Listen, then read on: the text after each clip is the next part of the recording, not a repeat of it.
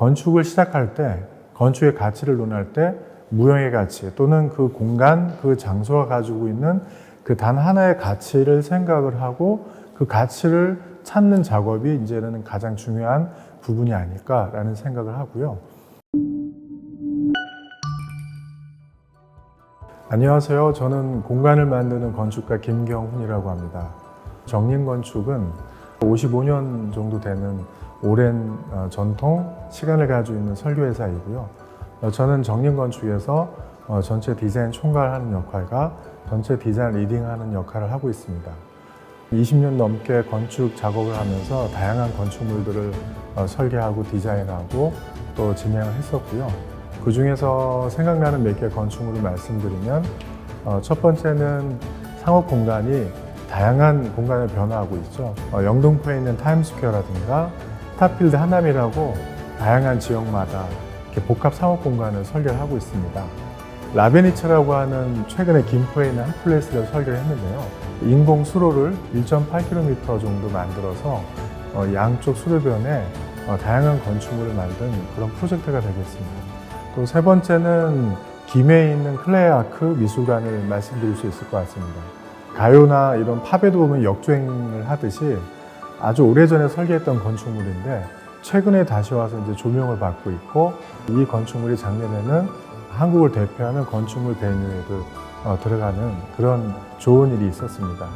한 가지 더 말씀드리고 싶은 프로젝트는 IDC인데요. 최근에는 인터넷, 다양한 미디어, 또 빅데이터 이런 부분들이 활성화가 되면서 IDC에 대한 분야가 굉장히 확장을 하고 있습니다.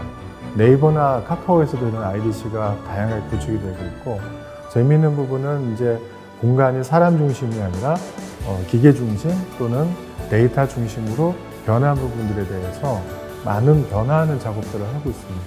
그런 IDC는 앞으로도 좀 더 확장할 수 있는 많은 여지가 있는 프로젝트 분야라고 할 수 있고요. 마지막으로는 CJ그룹의 사옥 오피스를 설계했었는데, 최근에는 이제 오피스 업무 공간도 다양하게 변화하고 있습니다. 특히 이제 코로나 이후부터는 재택근무라든가 꼭 사무실이 아니라도 다양한 공간에서 업무를 할 수 있는 그런 업무에 대한 패턴이나 흐름이나 문화들이 변화하고 있습니다. 이번 오피스 같은 경우에도 앞으로 변화하는 업무 공간에 대해서 최근 트렌드뿐만이 아니라 미래에 대한 업무 공간에 대한 부분들까지 좀 예측을 해서 다양한 분야와 콜라보를 해서 작업한 프로젝트입니다. 한국의 건축 트렌드라고 이렇게 딱 하나의 단어로 말씀드릴 수 있는 건 어려울 것 같고요.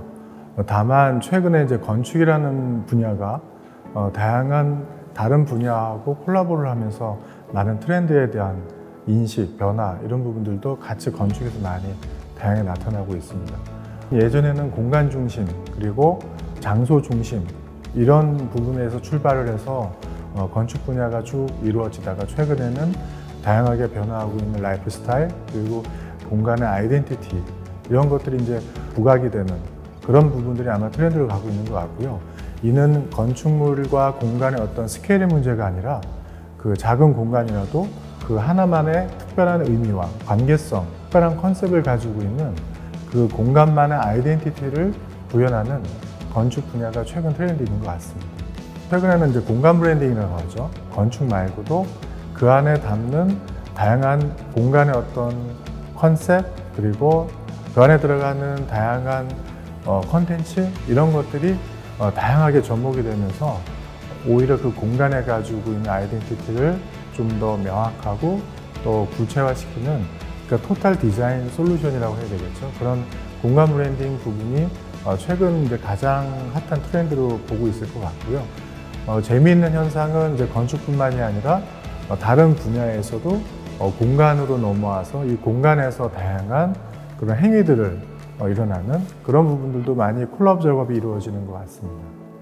건축에 대한 가치를 논하는 일이 아마 가장 어려운 부분일 것 같기도 한데요. 기존까지의 건축은 형태, 공간, 그러니까 유형에 대한 가치를 이야기하고 논한 게 굉장히 많았습니다. 지금까지의 건축은 하나의 부의 척도라든가 소유의 척도, 유형의 가치로서 많이 평가가 됐었는데 제가 생각하는 건축의 가치는 무형의 가치가 더 중요하다고 생각합니다. 이 무형의 가치라는 것은 건축은 땅에서부터 시작을 하고 그 땅이 가지고 있는 특성, 장소성, 역사, 많은 부분들을 기반으로 해 출발을 합니다. 그 뜻은 건축물은 그곳에만 존재할 수 있는 이유가 필요한 거죠.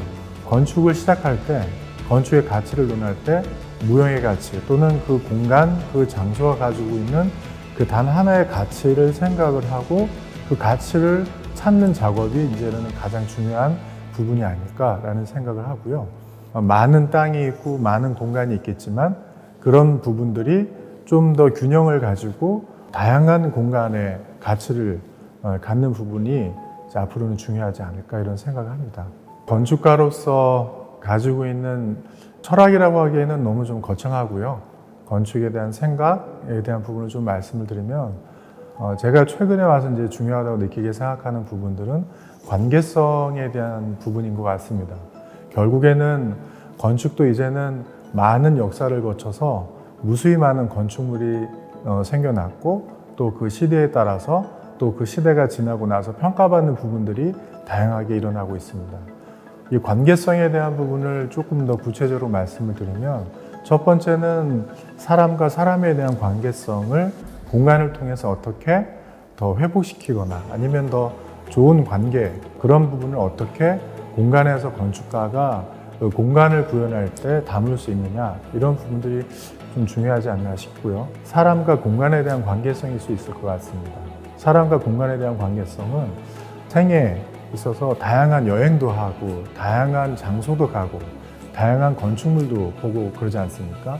어떻게 보면 인생이라는 거는 사람과의 만남의 관계의 시간의 흐름일 수도 있고 우리가 찾는 다양한 공간에 대한 기억, 추억일 수도 있겠습니다. 우리가 어떤 공간을 가느냐 또 어떤 공간에서 어떠한 느낌과 어떠한 인식을 받았느냐에 따라서도 삶에서도 중요한 부분이라고 생각을 합니다.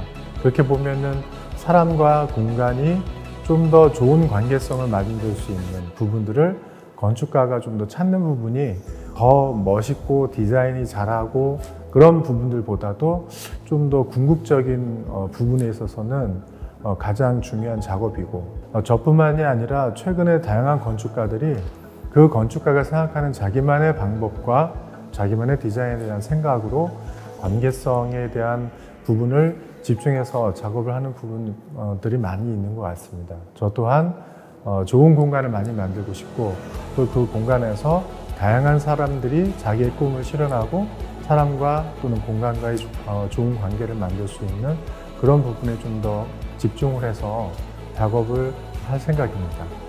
건축에는 무수히 많은 거장의 건축가들과 지금 현재도 다양한 작업들을 하는 많은 건축가들이 있습니다. 최근에 이 건축의 흐름에 많은 변화가 있고 그 안에서 각각의 자기만의 어떤 특색, 디자인 방법론을 가진 건축가들이 많이 있습니다. 그 중에 이제 몇 분을 소개시켜 드리면 첫 번째 건축가는 데이비드 치퍼필드. 이 건축가 같은 경우에는 최근 한국에도 많은 프로젝트를 진행을 하고 있고 최근에 진행했던 한국의 프로젝트는 용산에 있는 아모레 퍼시픽 타워입니다. 그 건축가는 굉장히 화려한 디자인을 하거나 화려한 테크닉을 구사하지는 않지만 굉장히 그 의미적인 측면 그리고 맥락적인 측면을 가장 잘 이해하고 그 부분을 공간화시키는 그런 건축가인 것 같습니다. 두 번째 건축가는 피터 줌터이고요. 건축계에서도 이제 거장이시고요. 해외에서도 많은 그런 영감 있는 건축물들을 많이 작업을 하셨는데 이분 같은 경우에는 굉장히 감성적인 건축을 하시는 것 같습니다. 공간이 가지고 있는 느낌, 재료가 가지고 있는 느낌 그런 부분들 잘 살려서 각각이 하시는 그런 건축 공간 작업들을 보면 사람의 어떤 오감을 자극하는 그런 감성적인 건축 그래서 그 공간에 가면 말로는 표현할 수 없는 여러 가지 많은 영감을 느낄 수 있는 그런 건축물을 많이 작업을 하시는 것 같습니다. 그리고 마지막으로는 노먼 포스터 건축가를 이제 말씀드리고 싶은데요. 건축은 그 시대의 정신이라는 말이 있습니다. 그 뜻은 건축이라는 것이 디자인도 중요하지만 그 디자인을 구현할 수 있고 실현할 수 있는 그런 테크니컬 기술도 굉장히 중요하거든요. 그래서 그 건축은 그 시대에 살 수 있는 가장 최고의 디자인, 최고의 기술이 접목이 돼야 실질적인 공간으로 구현할 수 있는 그런 부분이 됩니다. 어떤 건축가에 대해서 얘기를 하더라도 가장 하이테크와 관련되어 있는 건축가라고 할 수 있습니다. 디자인 방법론도 굉장히 뛰어나고 우수하지만 거기에 뒷받침되어 있는 기술적인 부분이라든가 또 그 접근하는 사고 방식뿐만이 아니라 거기에 디자인을 구현할 수 있는 많은 디테일들이 가장 수준 높은 기술, 그리고 최근에는 이제 친환경이라든가 여러 가지 디지털 디자인이라든가 이런 부분들까지도 같이 접목이 돼서 그 공간이나 장소나 환경에도 최적화할 수 있는 좋은 디자인 방법론을 가지고 있습니다. 우리나라에도 애플 스토어 설계를 이제 진행했었고요. 가장 모던하지만 가장 디자인적으로나 또는 기술적으로 뛰어난 건축물로 평가를 받고 있습니다. 말씀드렸던 이 세 명의 건축가들은 각각의 건축가의 거장이기도 하지만 자기만의 색깔을 가지고 있고 자기만의 방법론으로 그런 최근에 다양한 이슈가 되는 그런 건축물들을 많이 만들어내는 그런 건축가인 것 같습니다. 건축가는 공간을 만드는 사람입니다. 현대 사회에 있어서의 건축가는 다양한 분야와 접점을 가지고 공간을 구현하는 코디네이터 같은 역할을 할 수가 있겠죠. 앞으로는 아마 건축에 대한 이해가 더 높아질 거라고 생각을 하고요. 어떤 공간에 갔을 때 그 공간이 가지고 있는 단순한 어떤 외형이라든가 또 보여지는 공간만 보는 것이 아니라 그 공간에 담겨져 있는 스토리, 또 그 공간이 어떻게 그 장소나 환경에서 보여져야 되는지 그런 부분들에 대해서 일반 대중들께서도 관심을 가져주시고 그런 부분이 좀 더 확장이 된다면 우리나라에도 더 좋은 공간, 많은 공간들이 더 생기지 않을까 하는 그런 바람이 있습니다.